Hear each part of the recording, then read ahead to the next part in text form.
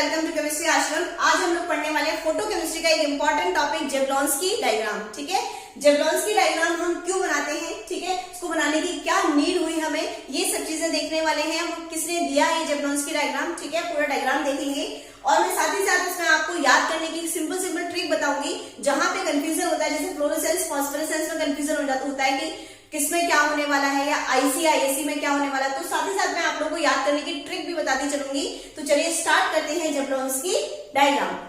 Suppose एक molecule है ए, clear, एक मॉलिक्यूल है ए, मैं इसको रेडिएशंस दे रही, एक मॉलिक्यूल है जिसको मैंने रेडिएशंस दिए, आप यूवी विजिबल कोई भी रेडिएशन दे सकते हो उसको।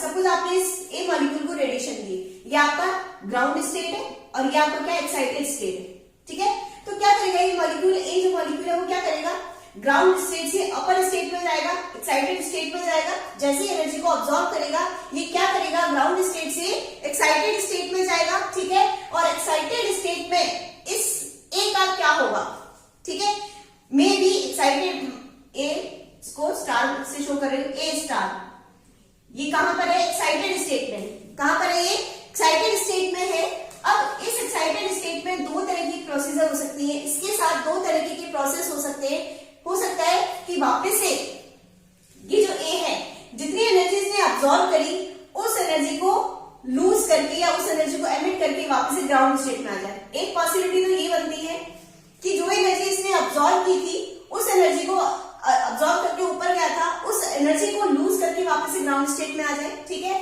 यानी कि कोई चेंज नहीं हुआ इसके अंदर, मॉलिक्यूल जो था वही है, बस केवल एनर्जी ट्रांसफर हुआ है। पहले एनर्जी अब्सॉर्ब की है, फिर ऊपर चला गया, वापस एनर्जी को लूज किया, फिर नीचे आ गया, कुछ नहीं हुआ इसके अंदर, केवल एनर्जी चेंज हुआ है, एनर्जी चेंज हुआ है केवल, ठीक है। तो एक प्रोसेस तो क्या होगा कि इसके अंदर क्या होगा, केवल एनर्जी चेंजेस होंगे, एनर्जी चेंजेस होंगे, ठीक है। और दूसरा क्या हो सकता है कि यहाँ पर ये किसी मॉलिक्यूल और मॉलिक्यूल के साथ मिलकर या खुद ही कुछ दूसरे मॉलिक्यूल में ट्रांसफॉर्मेशन हो जाए इसका। जैसे सपोज ये एल्कोहल है और कन्वर्ट हो जाए एल्डिहाइड के अंदर, एक्साइटेड स्टेट में, एक्साइटेड स्टेट में ही ये किसी न किसी के अंदर कन्वर्ट हो जाए, एल्कोहल एल्डिहाइड या कीटोन के अंदर कन्वर्ट हो जाए, ठीक है। इस तरह से अगर कुछ इसका हो जाता है, दूसरे मॉलिक्यूल में कन्वर्ट हो जाता है, तो हम कहेंगे इसको, देखिए यहाँ पर क्या हो, केमिकल चेंज हो गया, केमिकल चेंज हो गया, एक केमिकल से दूसरा केमिकल बन गया, OH से क्या बन गया, एल्डिहाइड, ठीक है। तो उसको हम पढ़ेंगे रिएक्शंस, रिएक्शंस के थ्रू ही हुआ होगा ये एल्कोहल, ऐसे ही तो एल्डिहाइड में चेंज नहीं हो जाएगा, रिएक्शंस के थ्रू भी हुआ होगा कुछ, ठीक है। तो उसको बोलेंगे फोटोकेमिकल रिएक्शंस। किसके अंदर पढ़ेंगे इस चीज को हम, फोटोकेमिकल रिएक्शंस। और आपको पता है फोटोकेमिकल रिएक्शंस, ठीक है, या फिर हम कह सकते हैं कि एक केमिकल से दूसरा केमिकल बनाए, यानी केमिकल चेंजेस के अंदर। किसमें इसको स्टडी करेंगे हम लोग, केमिकल चेंजेस के अंदर। तो जैसे ही मॉलिक्यूल एक्साइट हुआ, एक्साइटेड स्टेट में इसकी दो चीजें हो सकती है इसके साथ, या तो ये वापस से आ जाए ग्राउंड स्टेट में, या फिर केमिकली चेंजेस होकर इसमें केमिकल चेंज होकर ये दूसरे किसी न किसी केमिकल में चेंज हो जाए, उसको तो बोलते हैं केमिकल चेंजेस, ठीक है, जिसको पढ़ेंगे फोटोकेमिकल रिएक्शंस के अंदर। जैसे आपने देखी पैटर्न-नोगुची रिएक्शन, या फिर आपकी क्या कहते हैं ये Norris type first, Norris type second, ये सारे रिएक्शन फोटोकेमिकल रिएक्शंस हैं जिनमें क्या हो रहा है, केमिकल चेंज हो रहा है, ठीक है। या फिर हम केवल क्या हुआ यहाँ पर, एनर्जी चेंज हुआ है ना, केवल उसने एनर्जी को लूज करके वापस से ग्राउंड स्टेट में आ गया, तो केवल एनर्जी चेंजेस हुए। इस एनर्जी चेंजेस का मतलब यहाँ पर कोई केमिकल रिएक्शन नहीं हुई है, केवल वही मॉलिक्यूल, ए मॉलिक्यूल था वो ए, अगर मान लीजिए ए से बी बन जाता है, ए से क्या बन जाता है, बी, ठीक है, या ए से सी बन जाता है, डी बन जाता है, तो यहाँ पर केमिकल चेंज हुआ है इसके अंदर, तो उसको पढ़ेंगे फोटोकेमिकल रिएक्शंस में केमिकल चेंजेस के अंदर। अब अगर मान लीजिए ए मॉलिक्यूल ए ही रहा, केवल उसकी एनर्जी ही चेंज हुई है, तो उसको पढ़ेंगे फिजिकल चेंजेस के अंदर, फिजिकल चेंजेस के अंदर। यानी कि हम कह सकते हैं जो एक्साइटेड मॉलिक्यूल था उसके अंदर दो तरीके के चेंजेस हो सकते हैं एक्साइटेड स्टेट में, या तो उसके अंदर फिजिकल चेंज हो जाए, फिजिकल चेंज का मतलब एनर्जी ट्रांसफर हो जाए, एनर्जी चेंज हो जाए, या फिर उसके अंदर कोई केमिकल चेंज हो जाए, जिसको हम फोटोकेमिकल रिएक्शन के अंदर स्टडी करेंगे। और ये जो केमिकल चेंजेस हुए, सॉरी एनर्जी चेंजेस हुआ है, इसको पढ़ेंगे जेवलॉन्स्की डायग्राम के अंदर। जेवलॉन्स्की डायग्राम के अंदर क्या करेंगे, इसकी स्टडी करेंगे, ठीक है। चूंकि ये जो चेंजेस थे, ये जो ट्रांसफॉर्मेशन था, ये जो डायग्राम था, ये जेवलॉन्स्की नामक साइंटिस्ट ने बनाया, इसलिए इसको बोलते हैं जेवलॉन्स्की डायग्राम। क्या बोलते हैं, जेवलॉन्स्की साइंटिस्ट के नाम से इसका क्या नाम है, जेवलॉन्स्की डायग्राम। जेवलॉन्स्की डायग्राम में कुछ नहीं देखते, केवल एनर्जी चेंजेस ट्रांसफर हुई है, किस फॉर्म में हुई है, कैसे हुई है, एक्साइटेड स्टेट में, ये चीज को देखते हैं हम लोग, ठीक है। तो जेवलॉन्स्की डायग्राम से हम क्या देखते हैं, एनर्जी चेंजेस को दर्शाता है। जेवलॉन्स्की डायग्राम केवल किस चीज को दर्शाता है, एनर्जी चेंजेस को दर्शाता है, ठीक है। अब देखिए जेवलॉन्स्की डायग्राम जब हम बनाएंगे तो वहां पे बहुत सारे टर्म्स यूज होंगे, सिंगलेट एस, वहां पे S, T, T0, T1, sorry S0, T1, T2, इस तरह से बहुत सारे टर्म्स वहां पे यूज होंगी। तो पहले हम इन टर्मिनोलॉजी का मतलब समझ लेते हैं, उसके बाद डायग्राम बनाना बहुत आसान हो जाएगा, ठीक है। तो देखिए हम सबसे पहले वहां पे पढ़ेंगे, जब जेवलॉन्स्की डायग्राम पढ़ेंगे देखेंगे तो वहां पे एस और टी आएगा। तो उसका मतलब क्या है, देखो अगर मान लीजिए 2 इलेक्ट्रॉन है, इस तरह 2 इलेक्ट्रॉन है मेरे पास, ये 2 इलेक्ट्रॉन है, तो मेरे पास 2 पॉसिबिलिटी है कि ये दोनों इलेक्ट्रॉन इस तरह से हो, ठीक है, या फिर ये दोनों इलेक्ट्रॉन एक ही के अंदर हो, एक ऑर्बिटल के अंदर हो या अलग अलग ऑर्बिटल्स हो, ऐसा हो सकता है, ठीक है। 2 पॉसिबिलिटी होती है मेरे पास कि दोनों इलेक्ट्रॉन अलग अलग ऑर्बिटल के अंदर हो या फिर एक ही के अंदर हो, ठीक है। इसका यहां पर स्पिन क्या होगा, इस इलेक्ट्रॉन की स्पिन क्या होगी, +12, और सेम स्पिन है इसकी भी, तो इसकी भी क्या होगी, +12। आपको पता है ये होता है इलेक्ट्रॉन की स्पिन, इसको बोलते हैं +12, ऑपोजिट स्पिन को बोलते हैं -12। दोनों स्पिन कैसी है, एक ही जैसी है, ठीक है, पैरेलल है, ठीक है, तो उसको क्या बोलेंगे, +12 और +12, तो टोटल स्पिन क्या होगी, +1। इसके लिए अगर मान लीजिए इलेक्ट्रॉन इस तरह से ऑपोजिट स्पिन, एंटी पैरेलल है एक दूसरे के, ऑपोजिट है स्पिन, तो इसकी +12 होगी तो इसकी क्या होगी, -12 होगी, ठीक है। तो स्पिन क्या हो जाएगी, S = 0, +12 -12 क्या होगी, टोटल मिला के स्पिन क्या होगी, 0 होगी। इतना क्लियर हुआ। चलिए तो अगर मान लीजिए जब हम मल्टीप्लिसिटी निकालते हैं, स्पिन मल्टीप्लिसिटी, आप लोगों ने पढ़ा हुआ होगा हालांकि फॉर्मूला, स्पिन मल्टीप्लिसिटी जब निकालते हैं तो एक फॉर्मूला आता है हमारे पास 2s+1, एक फॉर्मूला है 2s+1, स्पिन मल्टीप्लिसिटी निकालने का फॉर्मूला है ये, ठीक है। यहाँ पे हमारे पास 2 कंडीशन है, एक तो s क्या है, +1 है, और एक s क्या है, 0। +1 क्या है, जब दोनों की जो स्पिन है वो पैरेलल है, और 0 का जब दोनों की स्पिन एंटी पैरेलल है, ठीक है। चलिए हम देखते हैं जब दोनों की स्पिन पैरेलल है तो s की वैल्यू क्या है, 1, तो क्या गया, 2 1 2, ठीक है, +1 यानी कि 3 को बोलते 3 मतलब ट्रिपलेट स्टेट, और इसको शॉर्ट में बोलते हैं T। तो जब भी T लिखा है उसका मतलब समझ आना, ट्रिपलेट स्टेट है। ट्रिपलेट स्टेट कब आएगी, जब दोनों की स्पिन क्या होगी, पैरेलल होगी, दोनों की स्पिन क्या होगी, पैरेलल होगी। इतना क्लियर हो गया।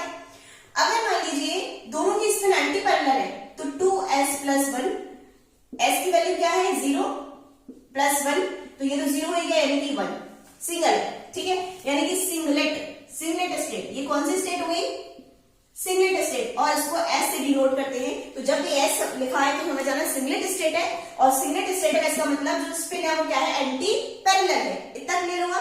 चलिए अब आप लोग एक चीज और ध्यान रखना, पहला पॉइंट आप समझ गए होंगे कि S और T, अब वहां पे लिखा है S1 T1 या जो भी है, तो आप समझ जाओगे कि S और T का मतलब क्या है। दूसरी चीज ध्यान रखना, मुझे ये बताओ, यहां पर ये समझाओ कि इस ट्रिपलेट स्टेट और सिंगलेट स्टेट, इन दोनों स्टेट में से स्टेबल स्टेट कौन सी।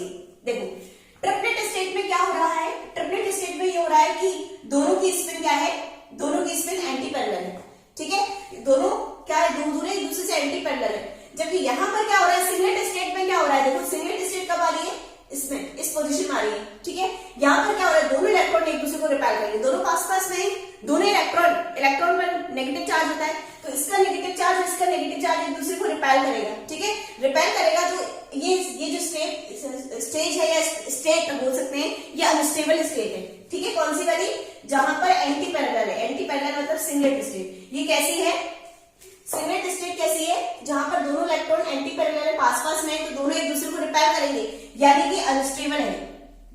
ये कैसी स्टेट है, अनस्टेबल स्टेट है, ठीक है। और जो अनस्टेबल होता है उसकी एनर्जी क्या होती है, हाई होती है, ये आपको पता है, ठीक है। जो स्टेबल होता है उसकी एनर्जी क्या होती है, कम होती है। जैसे मान लीजिए मैं एक जगह बैठ जाती हूँ यहाँ पर, तो मैं स्टेबल हो गई, मतलब मेरी एनर्जी कम है, ठीक है।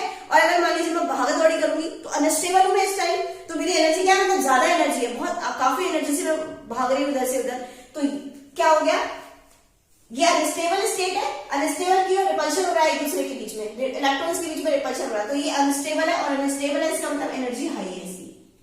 तो जब भी हम डायग्राम बनाएंगे तो सिंगलेट स्टेट को हाई एनर्जी पर रखेंगे और ट्रिपलेट स्टेट को लोअर एनर्जी पर रखेंगे। समझ में आ गया हो क्यों रखेंगे? क्योंकि यहाँ पर रिपल्शन कम है तो ये रिपल्शन कम है तो ये कैसे स्टेबल है, और स्टेबल की एनर्जी लो होती है और अनस्टेबल की एनर्जी हाई होती है। तो जब भी आप सिंगलेट स्टेट पर रहोगे इसको हायर एनर्जी पर रखोगे और ट्रिपलेट स्टेट को लोअर एनर्जी पर रखोगे। इतना क्लियर हो गया?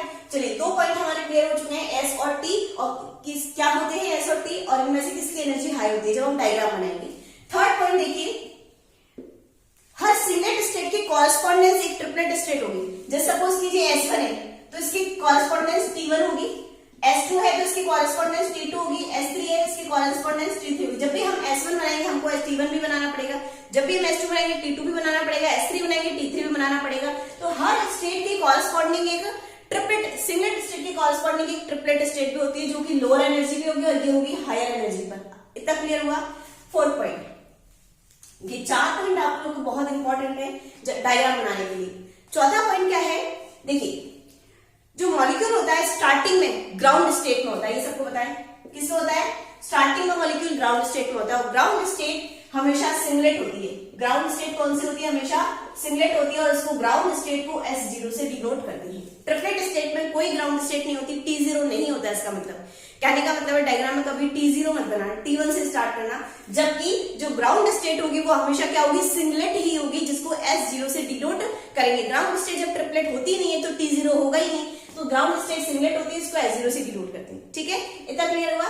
चलिए नेक्स्ट देखिए, जेवलॉन्स्की डायग्राम जो होगा, जेवलॉन्स्की डायग्राम जो होगा, यानी कहने का मतलब एनर्जी चेंजेस। जैसे मैंने बताया था ग्राउंड स्टेट में है ये A, और जैसे इसको रिलेशंस मिला ये कहां पहुंच गया?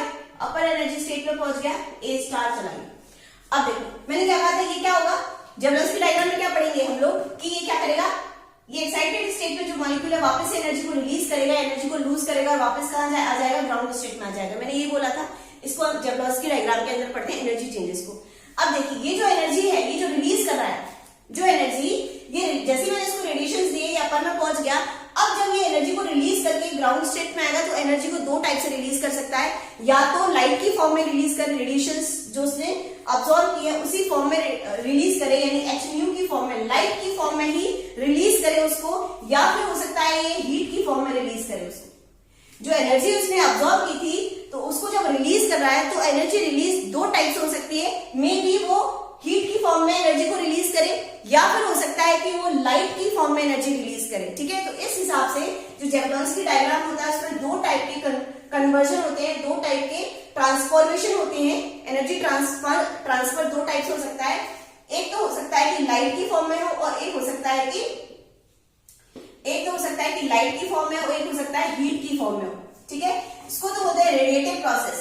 लाइट की फॉर्म में से रेडिएशन की फॉर्म में होगा तो उसको बोलेंगे रेडिएटिव प्रोसेस, और जब हीट की फॉर्म में होगा तो उसको क्या बोलेंगे? Non radiative process.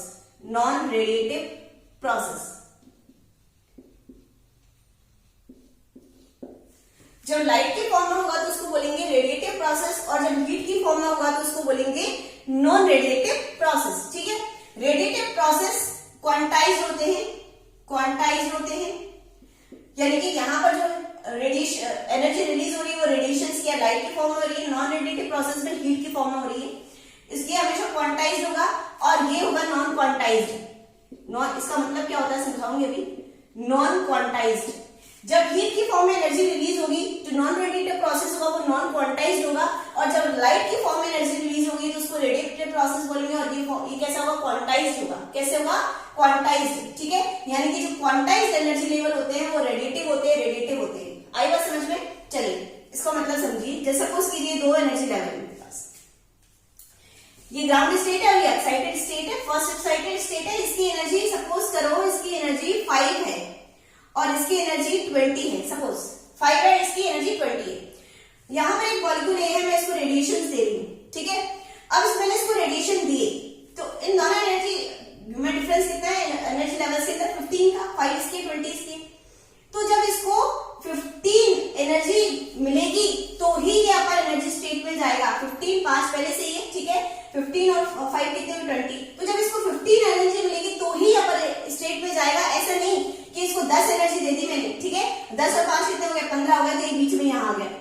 ठीक है, यहाँ पर आ गया। चलो कोई बात नहीं, 15 मिली तो 15 एनर्जी मिली तो 15 के बराबर पहुंच जाओ, ठीक है, 16 मिली तो 16 के बराबर पहुंच जाओ, ऐसा नहीं होगा। अगर इसको 20 एनर्जी ही मिलेगी, इतनी एनर्जी मिलेगी तभी ये यहाँ पहुंच पाएगा, अदरवाइज नहीं जाएगा। ऐसा नहीं कि बीच में आ जाएगा, ठीक है। ये मॉलिक्यूल यहाँ यहाँ यहाँ इधर इधर नहीं पहुंच सकता। ऐसा नहीं कि 10 एनर्जी मिल गई तो यहाँ बीच में 10 एनर्जी लेवल, यहाँ ये एनर्जी लेवल होता ही नहीं है, ठीक है। जबकि यहाँ पे हो सकता है ऐसा, यहाँ पे ऐसा हो सकता है कि अगर इसको 10 मिल गई तो ये बीच में यहाँ आ जाएगा, ऐसे इलेक्ट्रॉन यहाँ पहुंच जाएगा, यहाँ से यहाँ चला जाएगा। ये बोलते हैं, इसको बोलते हैं नॉन क्वांटाइज्ड। और क्वांटाइज्ड किसको बोलते हैं, जिसके जो एनर्जी गैप होता है वो फिक्स होता है। एनर्जी गैप फिक्स होता है, मतलब उतनी ही एनर्जी मिलने पर ही कोई नया एनर्जी गैप नहीं बनता। जैसे सपोज कीजिए मैंने इसको 10 एनर्जी गैप दिया तो एक नया एनर्जी लेवल बन गया और इलेक्ट्रॉन यहाँ पहुंच गया, ऐसा नहीं होगा। एनर्जी लेवल फिक्स होगा, ये 10 नया एनर्जी गैप नहीं बनेगा। 15 एनर्जी मिलेगी इसको, सॉरी 20 के बराबर इसको जब एनर्जी मिलेगी तभी यहाँ पर एनर्जी स्टेट में जाएगा, अदरवाइज नहीं जाएगा, यही रहेगा, तो यहाँ रहेगा या फिर यहाँ रहेगा, तो बीच में नहीं लटकेगा ये, ठीक है। इसको बोलते हैं क्वांटाइज्ड प्रोसेस। ये प्रोसेस 3 टाइप का होता है। ये जो प्रोसेस होता है क्वांटाइज्ड प्रोसेस, जहां जिसको रेडिएटिव प्रोसेस भी बोलते हैं, जिसमें लाइट एमिट होती है, ठीक है। ये 3 टाइप से हो सकता है। एक तो सिंपली अब्जॉर्प्शन प्रोसेस, एक क्या होगा, सिंपली अब्जॉर्प्शन प्रोसेस। दूसरा होता है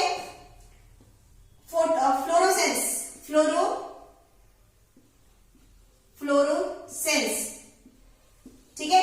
एक होता है फॉस्फोरेसेंस, ठीक है।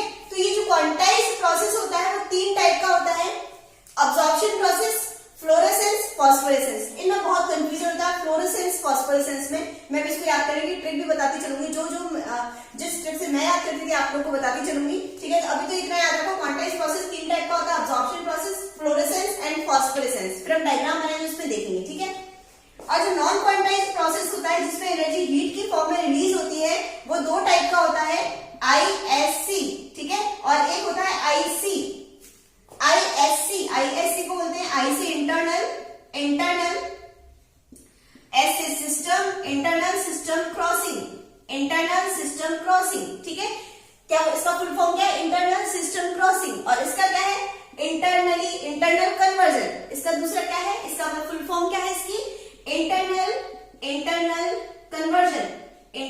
कन्वर्जन। तो 2 टाइप की प्रोसेस है, non quantized, ISC and IC। अब हम लोग डायग्राम बनाते हैं इसका। देखिए ये ग्राउंड स्टेट है, जो मैंने कहा हमेशा क्या होगी, S0, सॉरी सीधा, ये ग्राउंड स्टेट है जिसको मैंने क्या बोला, क्या होगी ये S0। मैं यहां से एनर्जी इंक्रीज कर रही हूं, ये जो यहां से यहां तक एनर्जी क्या हो रही है मेरी, इंक्रीज हो रही है, ठीक है। और ये मेरी ग्राउंड स्टेट है S0, ठीक है, S0। क्लियर होगी बात। आपको पता है, मैंने अभी थोड़ी देर पहले बताया था कि मैंने कहा था हर मॉलिक्यूल ग्राउंड स्टेट में होता है, ठीक है। और वो ग्राउंड स्टेट, हर मॉलिक्यूल की ग्राउंड स्टेट कौन सी होती है, सिंगलेट स्टेट। अभी मैंने 4 पॉइंट बताए थे जब मैंने कहा था हर मॉलिक्यूल ग्राउंड स्टेट में होगा, और उसकी जो ग्राउंड स्टेट होगी वो कौन सी होगी, सिंगलेट होगी, और इसको हम S0 से डिनोट करेंगे। मैंने कहा था ट्रिपलेट स्टेट की कोई ग्राउंड स्टेट नहीं होती, T0 नहीं होता, हर मॉलिक्यूल सिंगलेट स्टेट में होता है जो उसकी ग्राउंड स्टेट होती है, ग्राउंड स्टेट में, ठीक है। S0 आपको पता है, S0 कब आता है, सिंगलेट कब आती है, जब जो मेरी स्पिन है वो मेरी क्या होती है, ऑपोजिट होती है। यही बताया था मैंने, सिंगलेट ट्रिपलेट। तो सिंगलेट कब आया था मैंने, S कब आया था मेरा, जब उसकी स्पिन क्या होगी, ऑपोजिट होगी। इस तरह से स्पिन जब ऑपोजिट होगी, इसके अपर एनर्जी लेवल बनाती हूँ, S1, S2, S3 and S4। ये मैंने एनर्जी लेवल बना दिए। सिंगलेट ये ग्राउंड स्टेट है, S0 ग्राउंड स्टेट है, और ये है एक्साइटेड फर्स्ट सिंगलेट स्टेट, ये है एक्साइटेड सेकंड सिंगलेट, ये है एक्साइटेड थर्ड सिंगलेट, ये है एक्साइटेड फोर्थ सिंगलेट। ये ग्राउंड स्टेट जो सिंगलेट स्टेट है, ये एक्साइटेड फर्स्ट स्टेट है सिंगलेट, ये excited singlet second, excited singlet third, excited singlet fourth. Clear हो गई बात। चलिए फिर मैंने आपको जब 4 पॉइंट वहां पे समझाए थे, मैंने कहा था कि हर सिंगलेट स्टेट की कॉरेस्पॉन्डिंग ट्रिपलेट स्टेट होती है, और T0 होगी नहीं मेरी, क्योंकि ट्रिपलेट ग्राउंड स्टेट में होता नहीं है। फिर मैंने कहा था कि ट्रिपलेट स्टेट जो होती है उसकी एनर्जी क्या होती है, बताइए मुझे। उसकी एनर्जी कम होती है क्योंकि वो क्या था, एनर्जी ट्रिपलेट स्टेट में जो इलेक्ट्रॉन है वो इस तरह से रह रहे थे दूर दूर, ठीक है, तो उनके बीच में कोई रिपल्शन नहीं था, तो वो क्या स्टेबल फॉर्म थी, और स्टेबल फॉर्म जो होती है उसकी एनर्जी लो होती है, लोअर होती है। तो आप लोगों को पता है सिंगलेट, मैंने वहां आपको बताया था सिंगलेट स्टेट की जो एनर्जी है वो हायर होगी देन द ट्रिपलेट स्टेट, तो S1 की एनर्जी ज्यादा होगी, T1 की एनर्जी कम होगी, ठीक है ना, समझ में आ गई थी बात। तो आप लोग को बुक में डायग्राम देखते हैं आप लोग, यहाँ पे T1 लिखा आता है ऐसे, तो वो एनर्जी कम क्यों है, क्योंकि वो स्टेबल स्टेट है ट्रिपलेट वाली, तो उसकी एनर्जी कम होगी, है ना। S2 के नीचे फिर T2 बनाओ, S3 के नीचे T3 बनाओ क्योंकि इसकी एनर्जी कम है, फिर T4 बनाओ। इतना तो क्लियर हो ही गया होगा। चलिए अब आगे देखते हैं हम लोग। देखिए यहां पे मान लीजिए ये मॉलिक्यूल है और इसको मैंने क्या दिया, रेडिएशंस दी, क्या दिया, रेडिएशंस दी, और ये कहां पहुंच गया, अपर स्टेट में पहुंच गया। मे बी S0 से कहां पहुंचेगी। हाँ एक चीज और बता देती हूँ मैं आप लोग को, जब भी मैंने दो टाइप के प्रोसेस बताए थे आपको, क्वांटाइज्ड और नॉन क्वांटाइज्ड, रेडिएटिव और non radiative. Radiative process quantized था और non radiative process non quantized था। तो जब मैं रेडिएटिव प्रोसेस की बात करूंगी, रेडिएटिव प्रोसेस वो था जहां पे मैं लाइट के फॉर्म में एमिट कर रही थी, ठीक है, लाइट के फॉर्म में एमिट हो रहा था, ये बताया था मैंने। और नॉन रेडिएटिव प्रोसेस वो था जहां पे हीट की प्रोसेस में एमिशन हो रहा था, बताया था नॉन रेडिएटिव में हीट की फॉर्म में एनर्जी एमिट होगी। तो अगर मान लीजिए मैं दो तरह की यहाँ पे एरोस यहाँ पे बताने वाली हूँ आप लोग को, एक तो इस तरह से और एक इस तरह से। तो ये वाला जो एरो है वो मैं रेडिएटिव प्रोसेस के लिए बताऊंगी और ये वाला एरो नॉन रेडिएटिव प्रोसेस के लिए बनाऊंगी। रेडिएटिव प्रोसेस तीन टाइप के बनाए थे, simple absorption, fluorescence and phosphorescence, और non radiative process internal conversion, IC और आईएससी, दो टाइप के बताए थे मैंने। तो आईसी और आईएससी के लिए ये बनाऊंगी और सिंपल फ्लोरेसेंस फॉस्फोरेसेंस के लिए ये बनाऊंगी, ठीक है। चलिए अब जैसे ही इसको रेडिएशंस मिली, ये तो नॉर्मल है, ये कुछ नहीं है, इन दोनों में से कुछ भी नहीं है, ये तो सिंपल, इसको ऐसे बनाना, मैं इसको रेडिएशंस दे रही हूँ, है ना। तो ये क्या करेगा, उस एनर्जी को अब्सॉर्ब करेगा, अब्सॉर्ब करके एक्साइटेड स्टेट में जाएगा। S0 से एक्साइटेड स्टेट S1 में जा सकता है, S2 में जा सकता है, S3 में जा सकता है, S4 में जा सकता है, ठीक है। इसको बोलते हैं सिंपल अब्सॉर्प्शन प्रोसेस। क्या बोलोगे इसको, absorption process, absorption process, absorption process. यहां पे मैं S0 से S1 में भेजा है, S0 से S2 में भेजा है, S0 से S3 में भेजा है, S2 और S0 से S3, ये तीन टाइप की प्रोसेस है। या S4 में भी कर सकते हो, आगे S5, S0 से S5, S0 से S6, तो ये कहलाता है सिंपल अब्सॉर्प्शन प्रोसेस, ठीक है।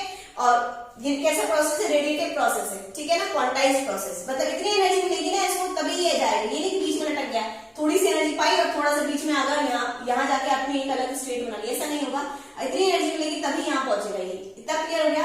अब देखिए सपोज कीजिए कि मॉलिक्यूल S3 में पहुंच गया, ठीक है, ये मैंने मॉलिक्यूल कहां पहुंच गया, S3 में, S2 में भी चला जाएगा, S1 में भी चला जाएगा, ऐसा कुछ नहीं है। सपोज S3 में है मॉलिक्यूल मेरा, ठीक है, तो अब ये वापस से क्या, आपको पता है ग्राउंड स्टेट क्या होती है, स्टेबल स्टेट होती है। हर कोई मॉलिक्यूल अपनी ग्राउंड स्टेट पे आना चाहता है। एक्साइटेड स्टेट क्या होती है, अनस्टेबल होती है। तो ये क्या करेगा, वापस से ग्राउंड स्टेट में आने की कोशिश करेगा। तो ये क्या करेगा, S3 से S2 में भी आ सकता है ना, S3 से S2 में भी आ सकता है और S3 से T3 में भी जा सकता है, ठीक है। S3 से S2 में भी जा सकता है या S3 से T3 में भी जा सकता है, S3 से T3 में भी जा सकता है, ठीक है। अब जब ये S3 से S2 में जाएगा, S3 से जब S2 में जाएगा ये, तो उसको बोलेंगे, ये देखो इंटरनल स्टेट में गया, मतलब जैसे सिंगलेट से सिंगलेट में जा रहा है, यहाँ पे क्या है, सिंगलेट से ट्रिपलेट में जा रहा है। मैं याद करने का तरीका बता रही हूँ आप लोगों को, सिंगलेट से सिंगलेट में जा रहा है, इसका अपने इंटरनल मैटर है, जबकि यहाँ पे स्टेट चेंज हो गई, अपने स्टेट का इंटरनल मैटर हो गया ये तो, और ये स्टेट ही चेंज हो गई, यहाँ पे S3 से T3 हो गई। तो जब अपने ही स्टेट के अंदर आएगा वो, अपना इंटरनल मैटर है इसका, तो उसको बोलेंगे इंटरनल कन्वर्जन, IC। क्या बोलोगे, इंटरनल कन्वर्जन IC। जब अपने ही स्टेट के अंदर जाएगा तो उसको क्या बोलेंगे, IC। और जब ये अलग स्टेट के अंदर जाएगा तो उसको बोलेंगे ISC। और मैंने इसको इस टाइप के एरो से शो किया है क्योंकि ये मैंने क्या बताया था आपको, नॉन रेडिएटिव प्रोसेस का एग्जांपल बताया था, ठीक है। तो जब अपने ही स्टेट में आया तो उसको याद कैसे करोगे, कंफ्यूजन यहाँ होता है कि IC और ISC में कहाँ है, S से S में किसमें, ये IC है कि ISC है, यहाँ कंफ्यूजन होता है। तो याद रखना, अगर अपना ही इंटरनली मैटर हो अपने ही स्टेट का तो इंटरनल कन्वर्जन, और अगर अलग स्टेट में जाए तो इंटर सिस्टम क्रॉसिंग ISC, आई बात समझ में, यानी कि दो चीजें हैं यहाँ पर साइड में लिखती हूं मैं। अगर मान लीजिए S3 से कहां चला गया, S2 में चला गया, ठीक है, तो उसको क्या बोलेंगे IC, इंटरनल कन्वर्जन, अपने ही स्टेट के अंदर गया तो S3 से S2 में गया, और आपको हीट जो रिलीज होगी यहाँ पे सॉरी जो एनर्जी रिलीज होगी वो किसकी फॉर्म में होगी, हीट की फॉर्म में। मैंने बताया था नॉन रेडिएटिव प्रोसेस और हीट की फॉर्म में एनर्जी रिलीज होगी, तो मैं इसको यहाँ या तो हीट लिख दो या फिर आप Q भी लिख सकते हो उसको। जब S3 से S2 में गया, S3 से S2 में गया तो हीट रिलीज हुई है, हीट की फॉर्म में एनर्जी रिलीज हुई है, इसको बोलेंगे इंटरनल कन्वर्जन IC। समझ में आ गई। एक चीज और याद रखना, जब भी आपको पता होगा, जब भी अपने सेम स्टेट से, सेम स्पिन स्टेट से S से S में जाएगा या T से T में जाएगा तो उसको बोलते हैं spin allowed transition. Same symmetry में गया, S से S में सेम, इसकी भी ऐसे और इसकी भी ऐसे सेम सिमेट्री है तो उसको बोलते हैं सिमेट्री अलाउड ट्रांजिशन। क्या बोलते हैं, सिमेट्री अलाउड ट्रांजिशन। और T से अगर T में गया तो उसको भी बोलेंगे सिमेट्री, या फिर हम कह सकते हैं सिमेट्री नहीं सॉरी स्पिन अलाउड ट्रांजिशन, कि T से T में गया, ठीक है, अपने स्टेट से अपने ही स्टेट में गया तो स्पिन अलाउड ट्रांजिशन। लेकिन अगर या तो T से S में जाए या S से T में जाए, इसको बोलते हैं स्पिन फॉरवर्डन ट्रांजिशन। क्या बोलते हैं, स्पिन फॉरवर्डन ट्रांजिशन। ये स्पिन अलाउड ट्रांजिशन है और ये स्पिन फॉरवर्डन ट्रांजिशन है। तो अगर इंटरनल हम लोग कन्वर्जन की बात करते हैं, अगर इंटरनल कन्वर्जन की बात करते हैं तो आपको पता है सेम स्पिन मल्टीप्लिसिटी में जा रहा है, S से S में जा रहा है, तो ये जो ट्रांजिशन होगा वो कैसा होगा, अलाउड ट्रांजिशन होगा। कैसा ट्रांजिशन होगा, ये अलाउड ट्रांजिशन होगा, ठीक है। तो ये क्या है, अलाउड ट्रांजिशन। जब ये अलाउड ट्रांजिशन है तो बहुत कम टाइम में हो जाएगा, ठीक है, बहुत ही कम टाइम में हो जाएगा, और इसकी टाइमिंग है 10⁻⁹ से 10⁻⁰ सेकेंड। इतने टाइम में ये प्रोसेस कंप्लीट हो जाएगा, 10⁻⁹ to 10⁻⁻10 सेकेंड्स। इसमें अलाउड है, हीट की फॉर्म में एनर्जी ट्रांसफर हुई है और सेम सिमेट्री में गया है, ठीक है। जबकि इंटरनल सिस्टम क्रॉसिंग ISC के अंदर क्या हुआ है अपना, इसके अंदर क्या हो रहा है, S3 से कहां गया, T3 में गया है, S3 से गया T3 में, एनर्जी हो रही है हीट की फॉर्म में रिलीज, एनर्जी हीट या Q की फॉर्म में एनर्जी रिलीज। आप लोगों को पता है सेम स्पिन मल्टीप्लिसिटी सिंगलेट से ट्रिपलेट में जा रहा है, मतलब ये फॉरवर्डन ट्रांजिशन होगा, फॉरवर्डन। और फॉरवर्डन होगा तो ये उतनी आसानी से नहीं होगा जितनी आसानी से ये हुआ था, तो इसको इससे थोड़ा ज्यादा टाइम लगेगा, इसको कम टाइम लगेगा, इसको थोड़ा सा ज्यादा टाइम लगेगा, और इसका टाइम है 10⁻⁻6 सेकेंड। ऐसे में सोच लेना कि ये तो 6 में हो रहा है, ये तो ज्यादा टाइम हो रहा है, माइनस भी लग रहा है, ठीक है, इसका मतलब ये ज्यादा टाइम में हुआ और ये कम टाइम में हुआ, ये कम टाइम में हो रहा है, ये ज्यादा में। क्लियर होगी बात। चलो IC और ISC दो चीजें क्लियर होगी अपनी। ऐसा नहीं कि S3 से S2 में क्या हो सकता है कि S2 से कहां चला जाता, S1 में चला जाता, और ये S2 से कहां चला जाता, T2 में। तो ये तो क्या होता है अपना IC होता और ये ISC। तो इंटरनली जो मैटर होता है अपनी स्टेट का तो IC, और जब अलग से अलग मैटर होता है तो इंटरनल सिस्टम क्रॉसिंग, क्रॉस करके जा रहा है, दूसरे को क्रॉस कर रहा है। आगे बात समझ में, इंटरनल सिस्टम क्रॉसिंग, सिस्टम को क्रॉस कर रहा है, जबकि ये अपने ही सिस्टम के अंदर है, ठीक है। चलिए अब दूसरी चीज देखिए, अगर सपोज कीजिए मॉलिक्यूल यहाँ S1 पे है, S1 पहले IC होगी अपनी, यहाँ पे भी IC होगी, और यहाँ पे मॉलिक्यूल आ गया S1 पे। कहां पर आ गया, S1 पे।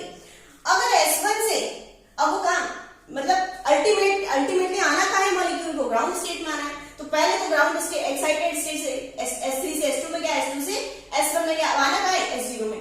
जब S1 से S0 में आना होता है तो दो चीजें होती है, फ्लोरोसेंस या फॉस्फोरेसेंस। S4 से S3 में, S3 से S2 में, S2 से S1 में, यहां तक जब आया तो उसको IC बोलेंगे, ठीक है। और जब इधर से क्या, S4 से T4, S3 से T3, तो उसको बोलेंगे ISC, T1 तक।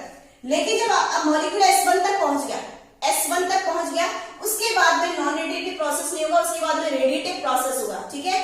अब S1 से जब S0 में जाएगा तो हो सकता है कि सीधा S1 से S0 में आ जाए, सीधा S1 से S0 में आ जाए, या फिर हो सकता है कि घूम कर आए, S1 से पहले T1 पे जाए और T1 से फिर S0 पर आए। मैंने इसको सिंपल एरो से दर्शाया है, कोई इस तरह से घुमाने वाले घुमावदार तीर या लहरियादार तीर नहीं बनाए। क्यों नहीं बनाए, क्योंकि ये रेडिएटिव प्रोसेस है, ये नॉन रेडिएटिव प्रोसेस था, ठीक है। तो देखिए कर्व, यहाँ पे कर्व वाले तीर बना रही हूँ, जबकि यहाँ पे सिंपल तीर बना रही हूँ। तो यहाँ पे देखो, हो सकता है कि S1 से डायरेक्टली S0 में आ जाए, या हो सकता है S1 से पहले T1 में जाए फिर S0 में आए।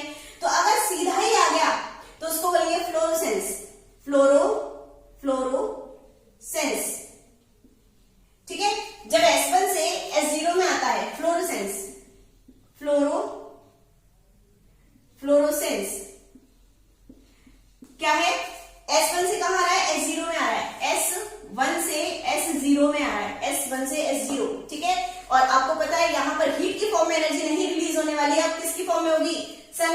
लाइट की फॉर्म है एच न्यू, ठीक है ना। और ये ट्रांजिशन कैसा होगा, अलाउड होगा, क्योंकि सेम सिमेट्री के अंदर हो रहा है अलाउड ट्रांजिशन, ठीक है। अब ये अलाउड ट्रांजिशन है, तो अलाउड ट्रांजिशन है तो कम टाइम लेगा, और इसका टाइमिंग है 10⁻⁵ to 10⁻⁹ सेकेंड। 10⁻⁵ to 10⁻⁹ सेकेंड, इतने टाइम में लगभग इतने, इसका भी 10⁻⁹ तक हो रहा था, तो 10⁻⁵ to 10⁻⁹ सेकेंड में कंप्लीट होगी ये प्रोसेस। अलाउड ट्रांजिशन है ये, ठीक है। हीट की फॉर्म में नहीं, लाइट की फॉर्म में होगी। क्लियर होगी बात। हाँ, याद रखना S1 से S0 में ही आएगा, आप लोग S2 से S0 में नहीं कर सकते, क्योंकि S2 से S0 में डायरेक्टली नहीं आएगा। S2 से पहले S1 में जाएगा, और उस प्रोसेस को पहले बोलेंगे IC, और उसके बाद S1 से जब S0 में आएगा तो उसको बोलेंगे फ्लोरेसेंस। क्या बोलेंगे, फ्लोरेसेंस, फ्लोरेसेंस। और जब T1 से S0 में आया, T1 से S0 में आया तो उसको बोलेंगे फॉस्फोरेसेंस, फॉस्फोरेसेंस। याद कैसे करोगे मैं बताती हूँ अभी। मैं कैसे याद करती, मैं भूल जाती थी कि फ्लोरेसेंस, मैं ऐसे भूल जाती थी कि ये फ्लोरेसेंस है कि ये फ्लोरेसेंस है। कंफ्यूजन यहाँ होती थी कि ये फॉस्फोरेसेंस है कि फ्लोरेसेंस है। तो मैं बताती हूँ आप लोगों को, देखो मैं ऐसे याद करती थी, आप लोगों को हंसी आएगी पर मैं बताती हूँ कैसे याद करती थी। ये छोटा वर्ड है, फ्लोरेसेंस छोटा वर्ड है, और फॉस्फोरेसेंस बड़ा वर्ड है, तो ये चक्कर काट के आया, सर चक्कर लगा के आया, बड़ा वर्ड है, ठीक है। और फ्लोरेसेंस छोटा वर्ड है, तो सीधा का सीधा आ गया, ऐसे याद करना। छोटे रास्ते से आया छोटा वर्ड, और बड़े रास्ते से चक्कर लगा पड़ा, ऐसे टी में आना पड़ा, उसको भी टी से एस में आया, तो इसको बोलेंगे बड़ा वर्ड फॉस्फोरेसेंस। तो मैंने ऐसे याद किया था, फ्लोरेसेंस एंड फॉस्फोरेसेंस, ठीक है। तो याद भी हो गया था मुझे आराम से, ठीक है। चलिए, बाकी मैं कंफ्यूज ही रहती थी कि फ्लोरेसेंस ये वाला है कि ये वाला। चलिए अब फॉस्फोरेसेंस देखते हैं। फॉस्फोरेसेंस, इसमें क्या हो रहा है, T1 से कहां जा रहा है, S0 में, T1 से S0 में जा रहा है, और लाइट की फॉर्म में एनर्जी रिलीज हो रही है। और ये देखो अलाउड नहीं है, फॉरबिडन है, फॉरबिडन है, ये फॉरबिडन है क्योंकि स्पिन मल्टीप्लिसिटी चेंज हो रही है इसके अंदर। और जब ये फॉरबिडन है तो इट टेक्स टाइम, ये टाइम लेगी, और इसकी जो है 10⁻⁵ to 10⁻�3 सेकेंड, ठीक है। लगभग इतने टाइम के अंदर ही कंप्लीट होगा, थोड़ा ज्यादा टाइम लेगा, इससे ज्यादा टाइम लेगा, ठीक है। 10⁻⁵ to 10⁻3 सेकेंड्स के अंदर ये होगा। इतनी समझ में आ गई बात। तो फ्लोरेसेंस, फॉस्फोरेसेंस समझ में आ गया आप लोगों को क्या होता है। फ्लोरेसेंस जो है वो सेम स्पिन मल्टीप्लिसिटी के अंदर आएगा, और फॉस्फोरेसेंस डिफरेंट स्पिन मल्टीप्लिसिटी के अंदर जाएगा। कई बार क्या होता है, फ्लोरेसेंस फॉस्फोरेसेंस की डेफिनेशन पूछ लेते हैं। तो देखिए फ्लोरेसेंस फॉस्फोरेसेंस में डिफरेंस क्या है। जब ये जो ऐसे मटेरियल होते हैं या ऐसे मैटर होते हैं, ये जब इन पर लाइट डालते हैं, फ्लोरेसेंस फॉस्फोरेसेंस दोनों की बात करती हूँ, करेंट में जब इन पर लाइट डालते हैं तो चमक उठते हैं, इनमें चमक पैदा होती है, ठीक है, जब इन पर लाइट डालते हैं, ठीक है। अब क्या होगा, लाइट डाली, ठीक है, चमक गई, पर क्या होगा, मैंने लाइट हटा ली, ठीक है, जो लाइट डाली थी वो हटा ली, तो क्या होगा, कुछ मैटर तो ऐसे होंगे जो लाइट हटाने के बाद भी कुछ टाइम तक चमकते रहेंगे, लेकिन कुछ ऐसे होंगे जो लाइट हटाते ही चमकना बंद कर देते हैं। कुछ तो ऐसे होंगे जो लाइट हटाने के कुछ टाइम बाद तक, थोड़े टाइम बाद तक चमकेंगे, फिर उनकी चमक बंद हो जाती है। लेकिन कुछ मैटर ऐसे होते हैं जो लाइट को हटाते ही चमक उनमें खत्म हो जाती है, ठीक है। तो अगर हम ऐसी पदार्थ की बात करें जिनमें लाइट डालने पर उनमें चमक पैदा होती है और लाइट हटाते ही वो चमकना बंद कर देते हैं, उनको बोलते हैं फ्लोरेसेंस। क्या बोलते हैं, फ्लोरेसेंस। और लाइट डालने पर चमके और लाइट हटाने के तुरंत बाद ही वो चमक बंद ना करें, वो कुछ टाइम तक चमक को रखें अपने पास और फिर वो चमकना बंद करें, उसको बोलते हैं फॉस्फोरेसेंस। हालांकि इसका लॉजिक भी है। इसका क्या लॉजिक है, देखो फॉस्फोरेसेंस जो होता है वो प्रोसेस क्या है, स्लो प्रोसेस है। फॉस्फोरेसेंस प्रोसेस स्लो प्रोसेस है, ठीक है। तो क्या होगा, जब हम लाइट को हटाएंगे तो वो एकदम से चमकना बंद नहीं करेंगे, स्लो प्रोसेस है, तो थोड़ी देर बाद उनमें चमक बंद होगी, ठीक है। फ्लोरेसेंस तो वो होते हैं, फास्ट प्रोसेस होती है फ्लोरेसेंस, फास्ट बताएगी ना, स्पिन अलाउड है। तो फ्लोरेसेंस में जैसे ही लाइट को हटाया, लाइट डालने पर चमकेगी, जैसे लाइट हटाया तो क्या होगा, लाइट हटाते ही वो चमकना बंद कर देंगे, फास्ट प्रोसेस है। और फॉस्फोरेसेंस में क्या होता है कि लाइट डालने पर चमकेंगे, लेकिन लाइट जब हटाएंगे तो स्लो प्रोसेस होने की वजह से उनमें इतनी जल्दी उनमें चमक बंद नहीं होगी, वो थोड़े टाइम तक चमकते रहेंगे, फिर चमकना बंद करते हैं, उनको बोलते हैं फॉस्फोरेसेंस। और अगर ये जो लॉजिक है इसको ध्यान में रखो, अगर नॉर्मली वैसे याद रखो, फ्लोरेसेंस फॉस्फोरेसेंस, फॉस्फोरेसेंस बड़ा वर्ड है तो बाद तक चमकेगा, जबकि फ्लोरोसेंस छोटा वर्ड है तो जैसे ही लाइट हटाएंगे हम लोग वैसे ही चमकना बंद कर देंगे, ये बाद तक चमकेगा, बड़ा वर्ड है ऐसी। अगर आपको ऐसे याद रखना है तो ऐसे याद करना, ठीक है। चलिए अब दो चीजें और हैं, वाइब्रेशनल कैस्केड, ठीक है, वाइब्रेशनल कैस्केड और rotational vibrational cascade. And rotational cascade. देखो एक्चुअली होता क्या है, ये ट्रांजिशनल लेवल है, ये सारे के सारे लेवल मैंने क्या बनाए, ट्रांजिशनल लेवल बनाए। इसके अंदर आपको पता होगा, आपने स्पेक्ट्रोस्कोपी पढ़कर आ चुके हैं, वाइब्रेशनल लेवल होते हैं इसके अंदर, होते हैं ना इसके अंदर वाइब्रेशनल लेवल, ये V1, V2, V3, V4। और वाइब्रेशनल लेवल के अंदर भी क्या होते हैं अपने, ये रोटेशनल लेवल होते हैं, R1, R2, R, इस तरह से, ठीक है। तो हमारे जो इलेक्ट्रॉनिक लेवल्स हैं उनके अंदर हमारे वाइब्रेशनल लेवल होते हैं, इनको V से डिनोट करते हैं। जैसे मैं कहूँ TV मतलब, या फिर मैं कहूँ TV1 या TV0, यानी कि ट्रिपलेट स्टेट है और वाइब्रेशन लेवल 0 है, यानी ट्रिपलेट स्टेट है, वाइब्रेशन लेवल 1 है। आ रही बात समझ में?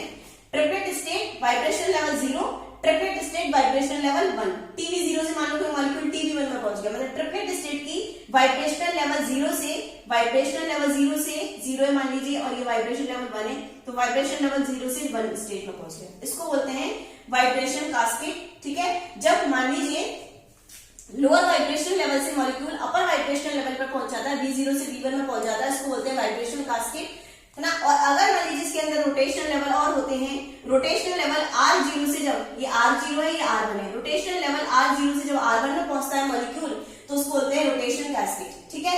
वाइब्रेशन कास्केड ज्यादा इंपॉर्टेंट है, रोटेशन का इतना कोई महत्व नहीं है। रोटेशनल वाइब्रेशनल डीके भी बोल सकते हैं इसको, वाइब्रेशनल डीके या वाइब्रेशन कास्केड भी बोलते हैं, ठीक है। ये क्या होता है, V1 से कहां पहुंच गया मॉलिक्यूल, V0 में पहुंच गया। मान लीजिए सिंगलेट स्टेट, तो यहाँ ऐसे लिख दूंगी, ट्रिपलेट है तो T लिख दूंगी। V1 से मॉलिक्यूल, जैसे ये मेरा इलेक्ट्रॉनिक लेवल है, ठीक है ना, 1 लेवल 2 लेवल, ठीक है, एन इक्वल्स टू 1। इसके अंदर वाइब्रेशनल लेवल होते हैं, ये वाइब्रेशन लेवल, इसके अंदर भी अलग रोटेशन लेवल और होते हैं, अलग से रोटेशन। तो अगर मान लीजिए मॉलिक्यूल यहां से यहां पहुंच गया, या मॉलिक्यूल यहां से यहां पहुंच गया, ठीक है, तो V1 से कहां पहुंच गया, V0 में पहुंच गया, वाइब्रेशन डीके बोलते हैं उसको, यानी उल्टा, V1 से V0, ये 1 है, ये V1 है और ये V0 है, ठीक है, या V2 से V1, इस तरह से। तो वाइब्रेशन कास्केड में क्या होता है, V1 मॉलिक्यूल, याद रखना केवल 1 से 0 में ही आता है, तभी उसको वाइब्रेशन डीके बोलते हैं, V1 से V0 में। और एनर्जी जो रिलीज होगी वो हीट की फॉर्म में होगी, यानी कि एरो कैसा बनाओगे आप लोग, कर्व एरो बनाओगे, कर्व्ड एरो बनाओगे, ठीक है। तो V1 से जब V0 में पहुंच गया तो उसको बोलते हैं वाइब्रेशनल डीके। और चूंकि आपको पता है V लेवल से V लेवल में एक ही जो आपकी सिंगलेट है तो सिंगलेट में जाएगा, ट्रिपलेट है तो ट्रिपलेट में। ऐसा नहीं कि सिंगलेट स्टेट से ट्रिपलेट स्टेट में चला गया। अगर इसकी सिंगलेट स्टेट है तो इसकी सिंगलेट स्टेट होगी, तो यानी कि इसमें टाइम कम लगेगा, ठीक है। स्पिन अलाउड ट्रांजिशन होगा तो टाइम कम लगेगा, तो 10⁻⁹ to 10⁻12 सेकेंड, इतने टाइम के अंदर ये जो प्रोसेस है वो कंप्लीट हो जाता है, ठीक है। तो अगर वीडियो आपको हेल्पफुल लगा हो तो इसको लाइक करना, प्लीज इसको सब्सक्राइब करना चैनल को, और अपने फ्रेंड्स को भी इस लेक्चर को शेयर करना। Thanks for watching.